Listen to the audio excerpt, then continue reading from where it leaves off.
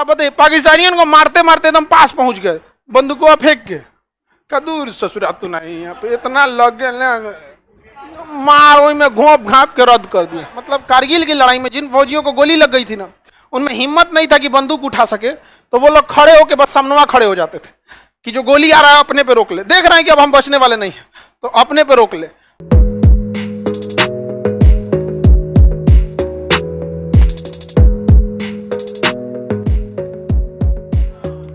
Nuclear शक्ति बनने की कगार पर है कौन देश? ईरान।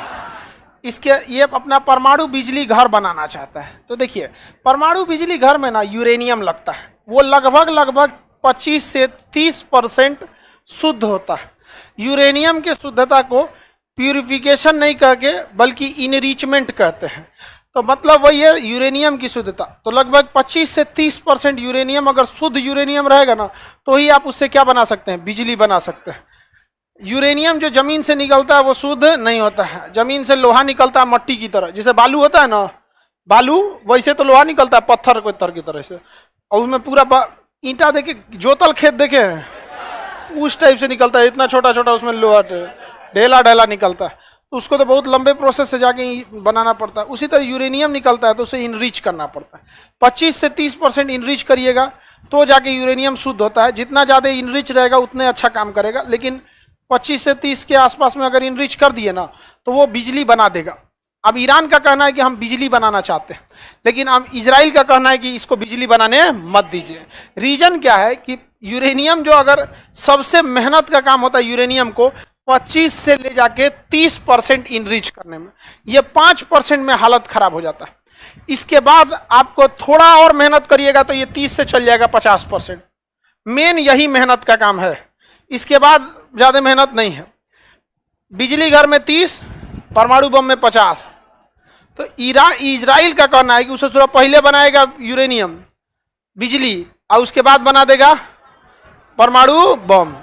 अब इसीलिए इजराइल उसको बनाने नहीं देता है। तो इजराइल खतरनाक देश है, हम आपको बताया ना, ये लोग कभी गुस्सा नहीं होते हैं। लाइफ में अगर किसी से बदला लेना है या किसी से दुश्मनी निकालनी है तो कभी गुस्सा मत होइएगा, क्योंकि लोहा जैसा शक्तिशाली चीज जब गुस्से से लाल होता है तो मुड़ जाता है। गुस्सा आपकी ताकत नहीं, आपकी कमजोरी होती है, ये हमेशा याद रखिएगा। क्रोध हमेशा बेवकूफ़ी पे उत्पन्न होता है और पश्चाताप पे जाके समाप्त हो जाता है। हर गुस्से की शुरुआत बेवकूफ़ी से और खत्म होगा तो पछतावे, पैसा नहीं करना चाहिए था।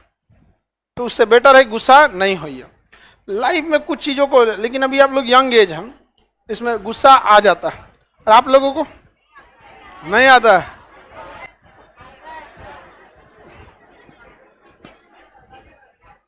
लड़की जब करी हमको गुस्से नहीं आता। आगे देखते हैं हम लोग। तो यहाँ पे ये कभी लड़ाई झगड़ा नहीं किया इजराइल। इजराइल क्या किया ना, अपने मोसाद, इजराइल के खुफिया एजेंट का नाम क्या है? मोसाद। वो मोसाद के एजेंट को कहाँ छोड़ दिया? ईरान। जो भी उसका परमाणु वैज्ञानिक होता है उसको मरवा देते हैं सब। अब किसी वैज्ञानिक की कितनी सिक्योरिटी दीजिएगा? बहुत ज्यादा तो नहीं। तो क्या करता है सिक्योरिटी गार्ड, जिसका 1 लाख सैलरी, उसको 10 करोड़ दे देता है। खुदे बता देता है नाश्ता खाना कब करेंगे, कहाँ मुड़ेंगे, यहीं अपने बताते मार देगा। समझ में गया कि नहीं? कासिम सुलेमानी तो सेना प्रमुख थे, सोचिए ना, कासिम सुलेमानी को मारे। फकीर जादा वहां का सबसे बड़ा परमाणु वैज्ञानिक था, उसको ड्रोन से मार दिया। मतलब उसको पता था कि ये गोलंबर के पास घूमेंगे, तो बता दिया था इस गोलंबर के पास घूमेंगे। जैसे घूमना था ना तो यहीं पे एगो ट्रक लगाया था, ट्रक के अंदर मशीन गन थी और मशीन गन में कैमरा था। उस कैमरा का कंट्रोल कहाँ था? इजराइल में। जैसे घूमा गोलंबर पर मारा, दर दर दर उड़ा दिया। यहाँ पर लो पता करते रहो, पता करके क्या कर लोगे इजराइल में? अकेले सब पे मार देगा वो, अकेले। अरे हम लोग इतना आगे जाने के बाद भी इजराइल से कहते हैं कि हमको ड्रोन चाहिए। आज भी हथियार के मामले में इजराइल हम लोग से एडवांस है। अलग बात है कि वो इतना छोटा है और हमारी इंडियन आर्मी का स्ट्रेटजी अलग है। बाकी के दुनिया के देश जो लड़ाई लड़ते हैं ना, वो लोग हथियारों से लड़ाई लड़ते हैं, और हम लोग में ना हथियार मतलब नहीं, बाद में हथियार चढ़ जाता है सब पहले ही, क्योंकि देहाते से लड़ाई चालू हुआ है। लाठी डंडा बाद में, पहले झपट के कूद जाओ, बाद में ससुरा कुछ देखा जाएगा। तो भारत का सैनिक जो होता है ना, अब खुद सोचिए ना, लखनऊ के थे कैप्टन मनोज पांडे, ठीक है, लेफ्टिनेंट थे।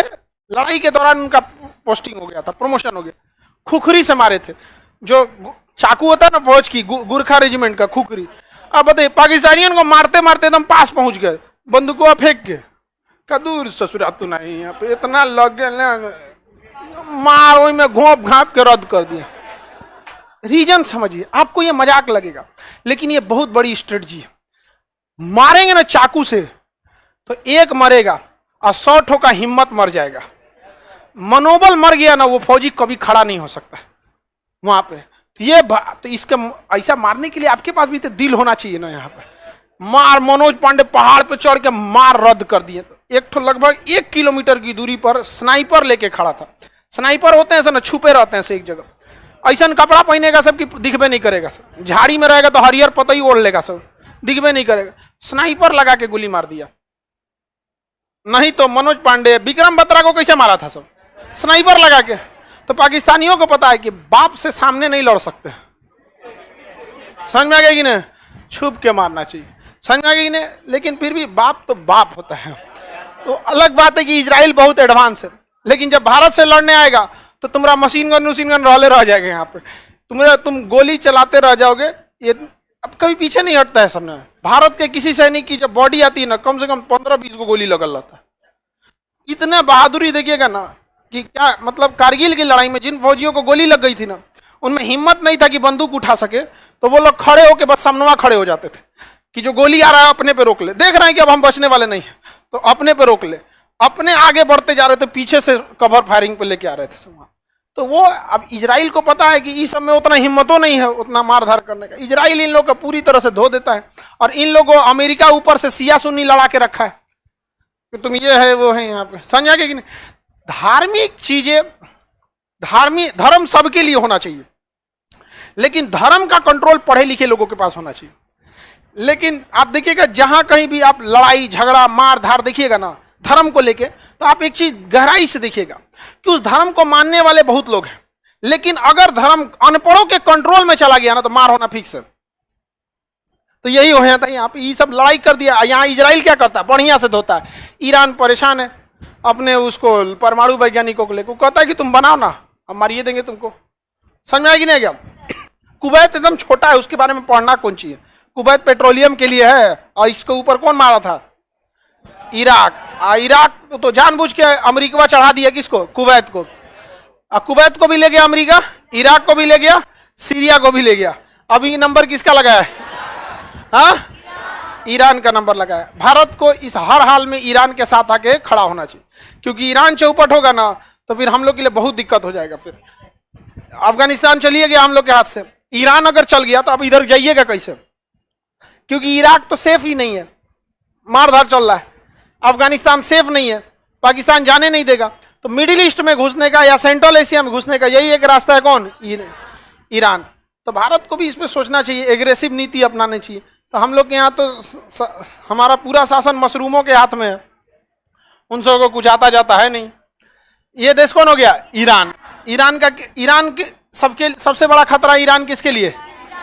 इजराइल को अगर मिडिल ईस्ट में कोई टक्कर दे सकता है ना तो ईरान और पाकिस्तान, यही दो ठो दे सकते हैं सब।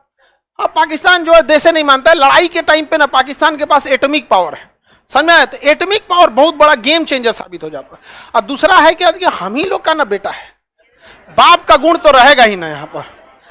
समझ में आ गया कि नहीं आ गया?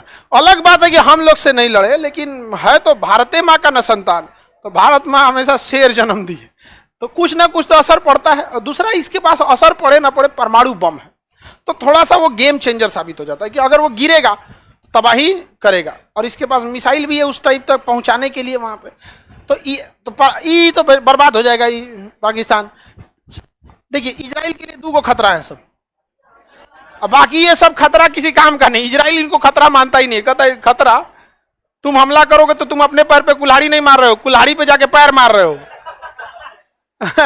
6 दिन में 6 देश को हरा दिया, 1 हफ्ता में 6 को देश को हरा दिया। बड़ी मार मारे थे। तो आज ले हिम्मत नहीं इन लोग का मारने का। तो इसके लिए एगो खतरा कौन है? पाकिस्तान, एगो ईरान। इजराइल का कहना है ईरान को हम खुद निपटेंगे अमेरिका के साथ मिलकर। अमेरिका डायरेक्ट प्रतिबंध लगा देता है कि तुम पेट्रोल कोई खरीदेगा, अगर कोई ईरान से पेट्रोल खरीद लेता है ना तो अमेरिका उस पर बम मार देता है, उसको कैसे ना कैसे मिलकर फंसा देता है।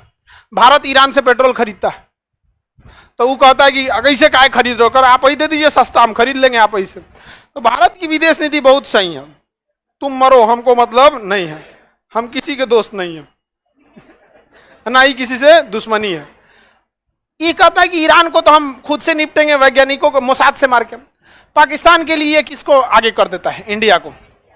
इंडिया को कर देता है। यहाँ पे इंडिया को हथियार देगा, पाकिस्तान क्या हो जाएगा? निपट जाएगा। लेकिन आप इस गलतफहमी में मत रहिएगा, ये कभी पाकिस्तान को मरने नहीं देंगे, कभी मरने नहीं देंगे। सभी अमेरिका वाले आपको हथियार उतना ही देंगे कि आप इन्हें बर्बाद कर सके, कभी वो हथियार नहीं देंगे जो आप इसे हमेशा के लिए मार सके। उनका टारगेट यही है कि इनको लड़ाओ, फिर 10 समझौता करा दो, फिर आगे बढ़ो। यहाँ पे 20 साल बाद फिर हथियार लोगा। एकरा एगो बेचेगा राफेल, फ्रांस हम लोग को बेचेगा राफेल, तो अमेरिका बेचेगा F-16, ब्रिटेन बेचेगा जगुआर, तू बेचेगा चिनूक। लो लड़ो लड़ो, कभी खत्म होगा नहीं। इस गलतफहमी में मत रहिएगा, सब टैक्टिस है। आई सब नेतवन को तो पता रहता नहीं, मशरूमों को पता रहता है सब। ये तो इतना अलगे है सभी सब। इस सबको पोखरण में रख के एक वो विस्फोट करना चाहिए। आगे देखते हैं। देखिए ये जगह कौन है? सीरिया। सीरिया का शासक बशर अल असद किसके फेवर में थे? रूस। तो अमेरिका यहाँ विद्रोहियों को हथियार दे दिया था, आपको बता ही दिए थे यहाँ पे। तो रूस ने कैस्पियन सागर से मिसाइल मारा था, पूरा हथियार का डिपो उड़ गया। जहां गोदाम बनाए थे तो ना गोदाम उड़ा दिया। आप कहां से मारा था? कैस्पियन सागर से। कहां से मारा था? कैस्पियन सागर से मारा था, इतना दूर से मारा था, एक्यूरेट निशाना। आगे बढ़े।